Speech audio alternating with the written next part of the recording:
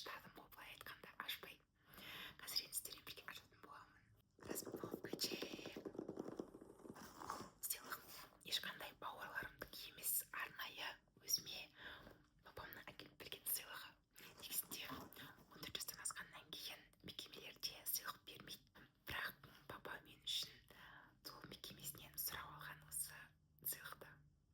Үйде жаңа жылды өте қатты күтетін, қатты жақсы көретін бір кішкентай қызым бар еді.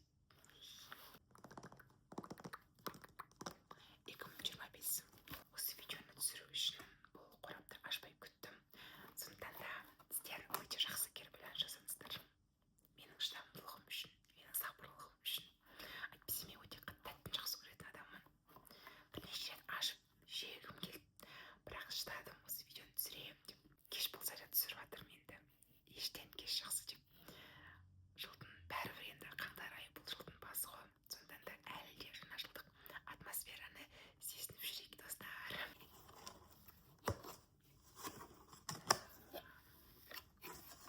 Айтпақшы, мұны мен жоқ кезде інілерім ашып жеп көріпті, не бар екен деп. Өздерінің сыйлықтарымен салыстырған ғой, бәріміздікі бірдей екен деп. Солай ашып тастапты. Мен оны негізінде байқамайтын едім. Егерде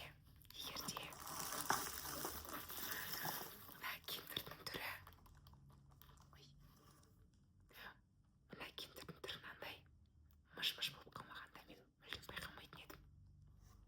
Үйдегілерден сұраймын ғой, менің сыйлығымды кім ашты десем, ешкім мойындамайды.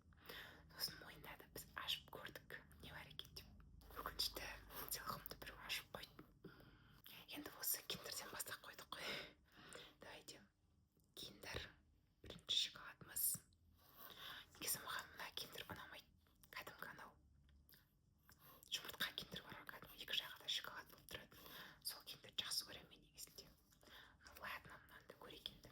Одан кейін бізде осындай сыйлықтарды салған пакет. Бірақ бұл пакет жыртылып қалған ғой уже. Бауырларым тастаған. Достармен дейтін ASMR түсіруді ұмытып қалғанмын. Қалай түсіретінін. Если что, онша емес болып шығыватса, ренжімеңдер, жарай ма? Мен айтпақшы, әлі микрофон сатып алған жоқпын ғой. Маған микрофон алуға көмектесіңіздерші. Келесі ол осындай сок фрутоняня.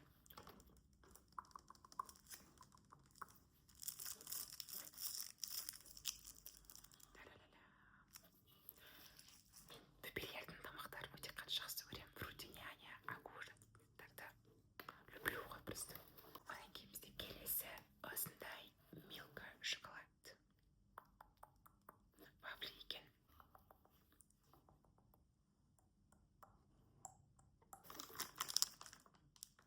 Орео. Және тағы да бізде киндер. Бұл шоколадты таңертең кашаға қосып жесең өте күшті болады. Шоколадный каша болады. Если что, солай жеп көріңдер. Тағы да Milka. Бұл Milka шоколад. Milka печенье. Шоколадный печенье. Келесі бізде осындай орбит.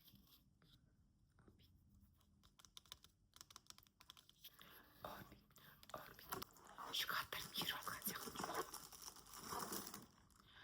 Және бізде осындай тофи.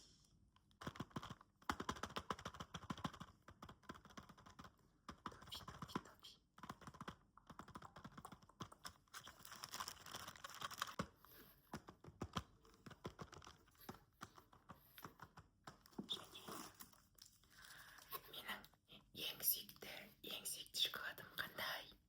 Әрине ол Қазақстан.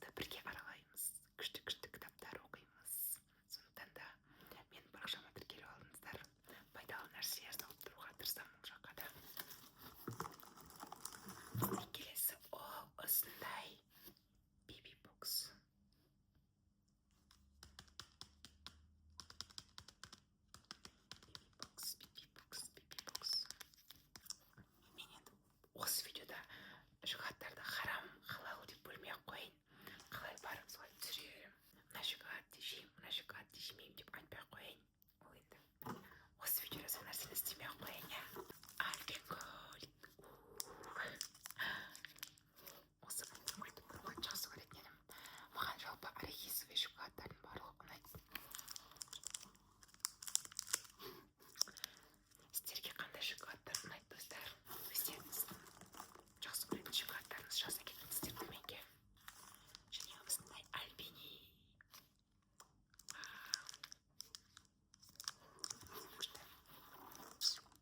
Бұл шоколадтардың барлығын қанша уақытта жеп тозады екен, қызық болып тұр.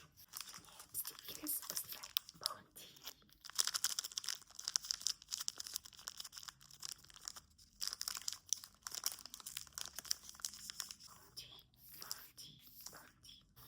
Және келесі мен қатты жақсы көретін шоколадым. Ол әрине сникерс. Мен өте қатты жақсы көремін осы сникерспен. Қазақстанды өте қатты жақсы көремін. Обожаю просто. Сіздер қандай шоколад жақсы көресіздер? Пікірге қалдыра кетіңіздер өздеріңіздің сүйікті шоколадтарыңызды. Бізде келесі нәрсе ол осындай киндер. Шоколадтардың астына қалып қойып кішкене езіліп қалыпты. Бізде ол осындай чупа-чупс.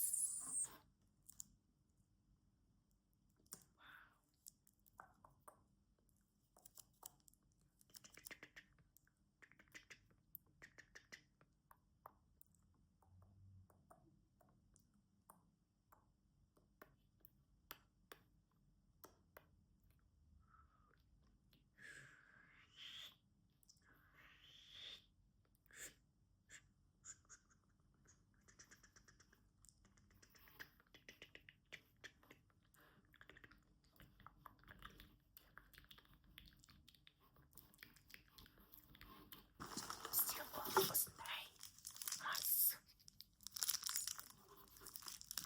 Ойбай, ашылып қалды ғой.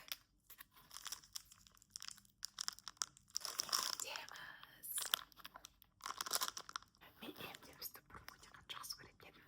Қазір өкінішке орай бұны жей алмаймын. Мекке қаласында M&M'стің халал түрлері бар деп естіп едім. Сол жаққа бұйырса барып айтсам, сол жақтан сатып алып жей. Осындай Twix.